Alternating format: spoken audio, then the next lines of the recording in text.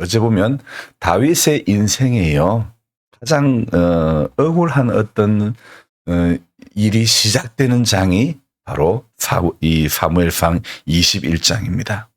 여러분이 잘 알다시피 다윗은 블레셋의 적장 골리앗과의 전쟁에서 이기고 돌아온 것을 알잖아요. 그런데 다윗은 그렇게 전쟁에서 이기고 돌아왔지만은 사울의 안색은 다릅니다. 왜요? 여인이 부르는 노래 소리에 사울의 마음은 평안이 없어지고 사무엘상 18장 8절에 보면 여인이 부르는 노래에 사울은 마음이 불쾌하여 이렇게 시작을 하고 있습니다. 그러니까 다윗에 대해서 내심 불안해야 한다고 말해야 될까? 그 사울이 여인이 부르는 노래의 소리 듣고 마음에 불쾌한 이후, 그게 8절인데 그 이후에 9절 말씀에는 이런 말씀이 있습니다. 그날 이후로 사울이 다윗을 주목하였더라. 그렇게 이야기하고 있습니다. 그래서 사울이 다윗을 주목하였더라. 오늘 그 말씀을 그 말씀이 기록된 이후에 어떻게 사울의 모습이 변해가는지 성경은 잘 나타내고 있는데요. 여인의 그 부르는 노래가 사울이 죽인 사람은 천천히고 다윗이 죽인 사람은 만만이다.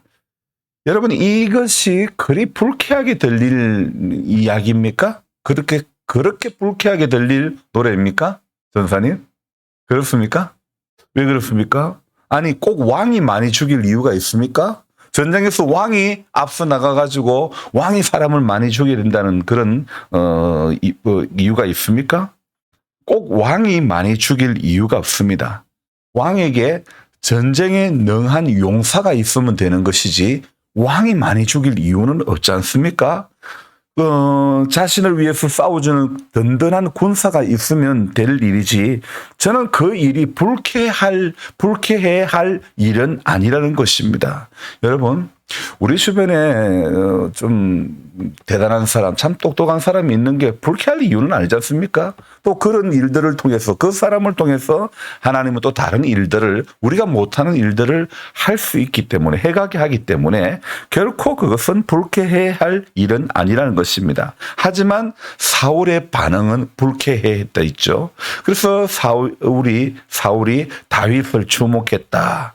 그리고 그 다음 절이 이 사울이 불쾌하고 8절에 불쾌하고 9절에 다윗을 주목하고 그리고 그 다음 절이 어떻게 되냐면요. 18장 10절에 하나님이 부르시는 이 악령이 사울에게 힘있게 내림에 그렇게 이야기하고 있습니다. 여러분, 이게 우연입니까? 어쩌다가 사울에게 악령이 내린 겁니까? 아니면 하나님이 계획하신 것일까? 저는 어쩌다가 내린 것이라고는 생각하지 않습니다. 악령이 그냥 악령이 아니죠. 그 말씀에 보면 하나님이 부리시는 악령이다. 그렇게 말씀하고 있습니다. 그러니까 사무엘상 17장은요. 다윗이 골리앗하고 싸우는 장이 17장이고 18장은요. 사울이 다윗을 시기하고 질투하기 시작하는 장이 바로 사무엘상 18장이라는 겁니다. 악한 영이 사울에게 힘있게 내리자 사울의 반응은요. 어떻게 반응하고 있냐. 그가 집안에서 정신없이 떠들어댄다. 그렇게 이야기하고 있습니다. 그러니까 정신없이 헛소리를 하며 길길이 날뛰며 다윗을 죽이려고 창을 던지는 그런 모습이 나옵니다. 그러니까 10절 끝부분에 보니까 자기 손에 창이 있는지라. 그래서 창을 던지는 거예요. 자, 사울은 이런 반응을 보인 반면에 다윗은 어떤 반응을 보이느냐. 10절 후반부에 보면요. 다윗은 요요히 수금을 켜고 있는 겁니다. 자, 그래서 그 수금을 켜는 것을 성경은 이렇게 이야기하고 있습니다. 다윗이 평일과 같이 손으로 수금을 타는데 사울은 큰 소리를 치며 길길이 날뛰고 다윗 죽이려고 난리를 치지만은 그러나 다윗은요, 이 사실을 아는지 모르는지 세상 평안하게 여느 때와 다름없이 사울 앞에서 수금을 연주하는 것이죠. 마치 아무 일도 없었다듯이. 여러분, 그것도 10대 소년이 그렇다는 거죠. 자, 반면에 40대의 사울은 길길이 날뛰고 10대의 다윗은 평정심을 유지한 채 여유롭게 수금을 연주합니다. 여러분이 한번 생각해 볼 때 이거 거꾸로 돼야 되는 거 아닙니까?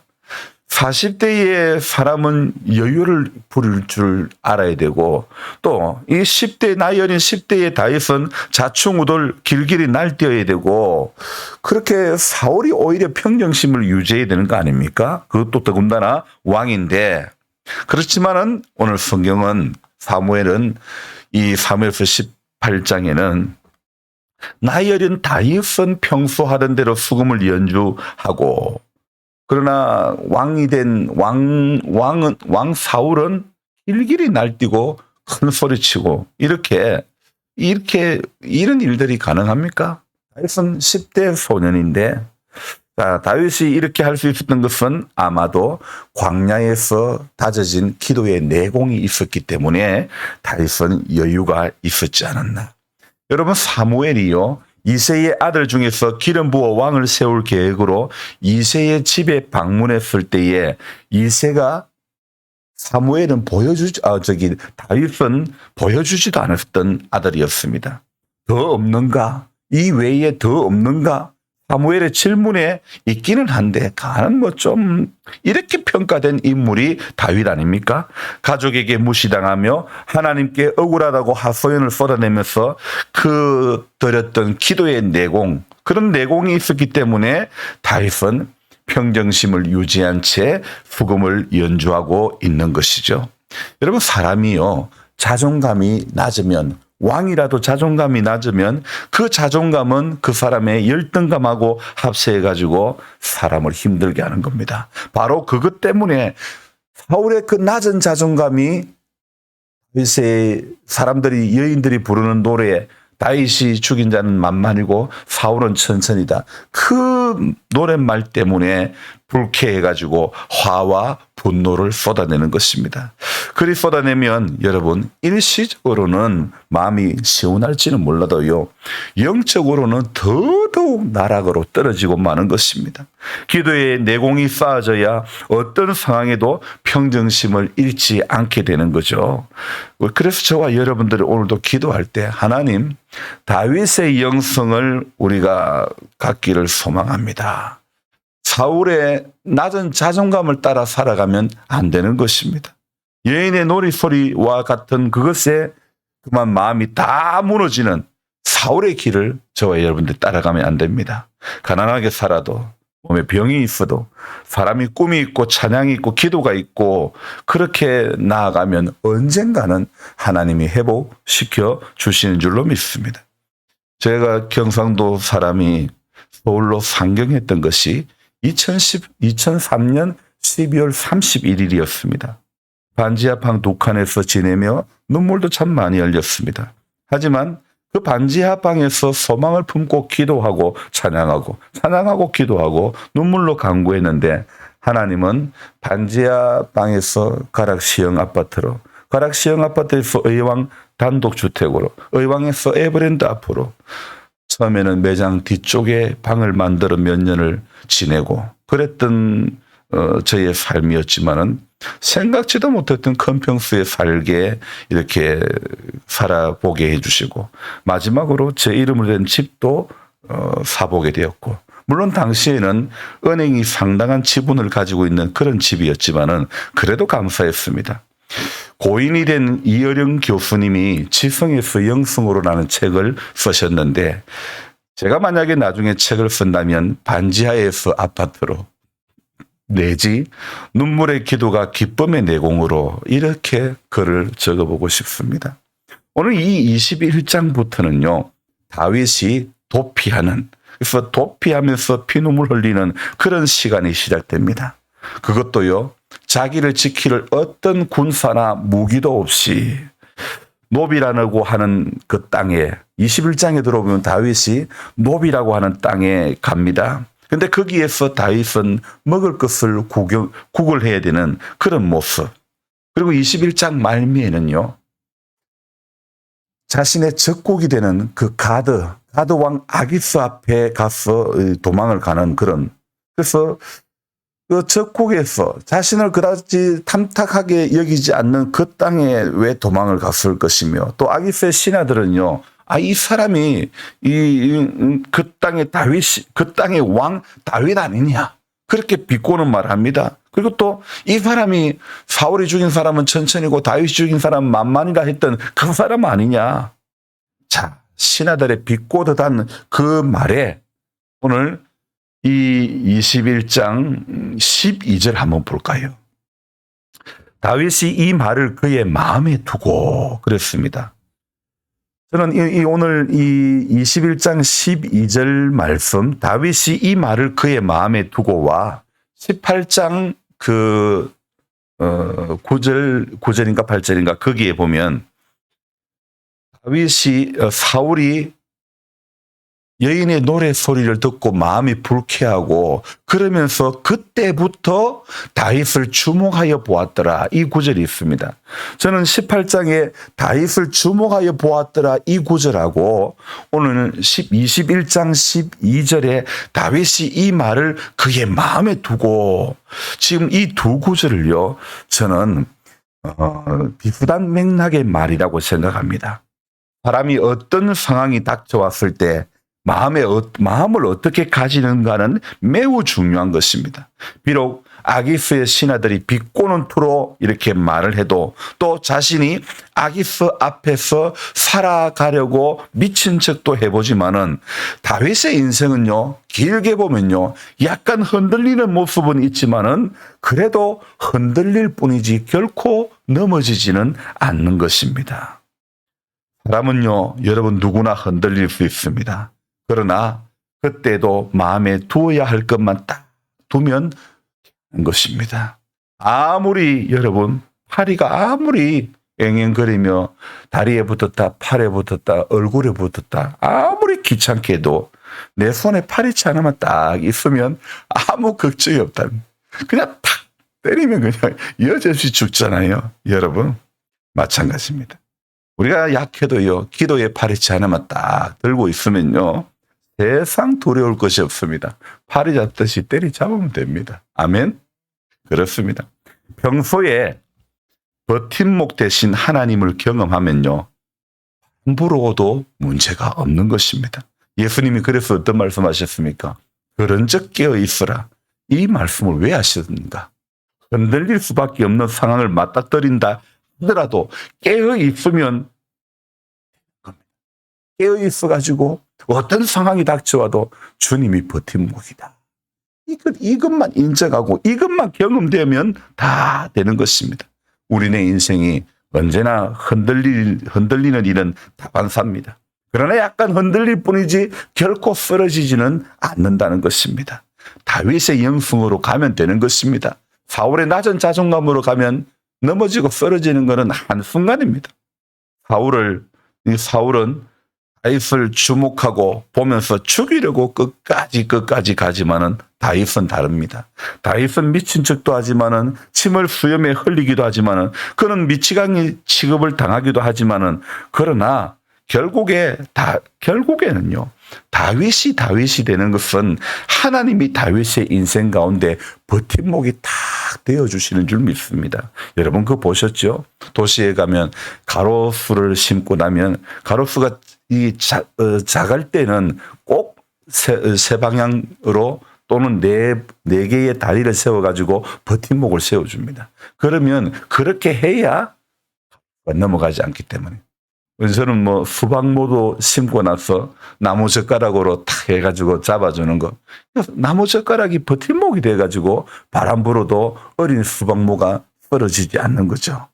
여러분, 비슷한 상황을 맞닥뜨려도 사울은 죽고 다윗은 사는 겁니다. 사람을 주목하고 보고 마음에 두고 해도 이런 것을 가지고 원수 갚는 일을 쓰면 안 되는 겁니다.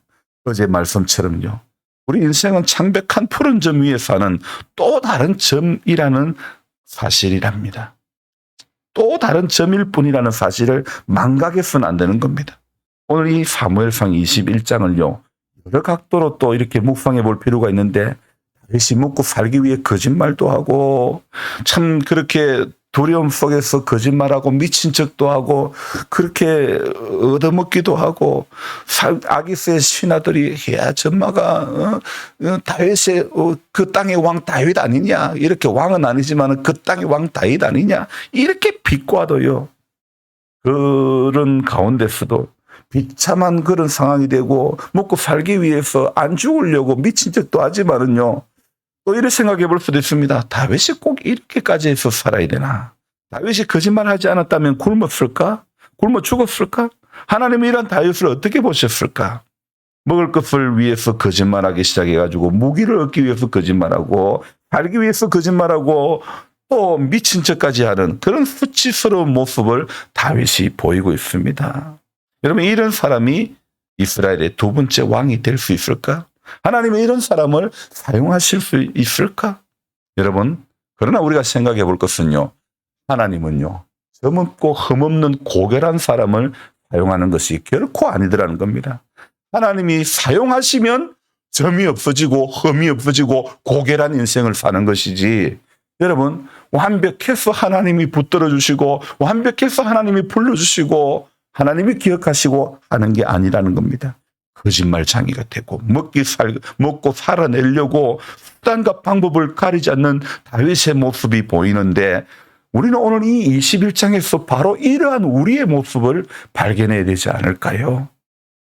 그러기에 다윗이나 우리나 더더욱 하나님이 필요한 것 아닙니까? 하나님 없으면 참으로 쓸모없고 참으로 거짓말투성이고 먹고 살기 위해서 무엇이라도 다 할 수밖에 없는 쓰레기 같은 그런 인생이 우리네 인생 아닙니까? 그러나 하나님은 그런 사람도 긍휼히 여겨주신 줄로 믿습니다. 오늘 결과는 다윗은 살았습니다. 결과적으로 다윗은요 삶을 살아나갑니다. 다윗의 삶이 어떻게 변화되는지 그 이야기를 사무엘서, 시편, 수많은 어려움, 원수의 목전에서 내게 상을 차려주시고 하나님은요 다윗의 인생에 언제나 버팀목이 되어주시듯이 저와 여러분들의 삶에도 하나님은 언제나 버팀목이 되어주시는 하나님인 줄로 믿습니다. 그래서 오늘도 상황 때문에 때로는 다윗처럼 우리도 인생 앞에서 미친 척도 할 수도 있고 거짓말도 할 수도 있고 이렇게 참 비참한 꼴이 될 수도 있지만은 그러나 오늘도 기억해야 될 것은 하나님은 내 인생의 버팀목이다. 내가 살 이유다. 이것을 꼭 생각하면서 정말 창백한 푸른 점의 한 점일 뿐이지만은 그러나 그래도 하나님이 내게 버팀목이 되어주신다는 걸 생각할 때에 우리는 약한 것이 결코 약한 것이 아니라는 사실을 기억하시고 오늘도 하나님 앞에 이 하루를 살아가면서도 하나님 앞에 저와 여러분들의 하루가 하나님 오늘도 하나님을 마음에 두고 하나님의 말씀이 인도하는 대로 나는 순종하는 인생의 길을 걸어가기를 원합니다. 그렇게 기도하며 나아가는 우리 모두가 되기를 부탁드립니다. 기도하겠습니다. 하나님 아버지 먹기 위해 살기 위해 거짓말하는 비참한 이 다윗의 모습 속에서 그것이 다윗의 모습이 아니라 오늘 우리네 인생임을 바라봅니다. 우리가 얼마나 연약한지 우리가 얼마나 거짓말을 잘하는지 우리가 얼마나 비참한 일을 하고 우리가 얼마나 하나님 앞에 부족한 것 덩어리인지 하나님의 영광을 드러내야 될 사람들임에도 불구하고 오히려 아기스의 신하들의 이야기처럼 그 땅의 왕 다윗이 아니냐 믿음의 사람으로서 영향력을 끼치기보다는 오히려 비꼬음을 당하는 그런 인생의 모습일 때가 너무나 많았음을 고백합니다.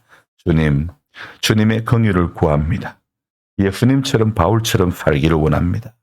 십자가를 지더라도 담대히 죽음의 길을 걸어갈 수 있는 한 사람이 되기를 원합니다. 두려움 없이 담대하게 죽을 각오를 하며 정직하며 순결하게 삶을 살아가는 남은 인생의 길이 되어질 수 있도록 도와주옵소서. 우리를 인도하는 것은 오직 주님의 은혜밖에 없는 줄 믿습니다. 주님, 계획이 온전한 것도 없고 삶이 오늘 다윗처럼 비참해지고 또 비굴해지고 또 초라해지고 그럴 수밖에 없는 삶이라 할지라도 주님의 은혜는 또 우리의 삶의 버팀목이 되어 주셔서 넉넉히 이기게 해 주실 줄로 믿습니다. 지금까지도 늘 함께 해주셨던 우리 주님, 오늘도 주님 이 하루도 함께 해주실 주님을 기대하며 바라보며 주님 앞에 간구합니다. 주님과 동행하는 귀한 하루 되어지게 도와주시옵소서. 하나님 아버지, 밤새 우리 권필호 권사님이 어떤 상황인지 저는 알지 못합니다. 주님 불쌍히 여겨주시고 주님께서 함께 해주시고 은혜를 내려주시고 생명의 주관자는 우리 하나님이십니다. 주님께서 주관해 주시고 붙들어 주시고 은총을 내려주시고 우리의 삶의 그 마지막 순간까지 살아도 주를 위해 죽어도 주를 위해 우리는 오직 주의 영광 위에 살아가고 죽어가는 인생이 되어지도록 도와주옵소서.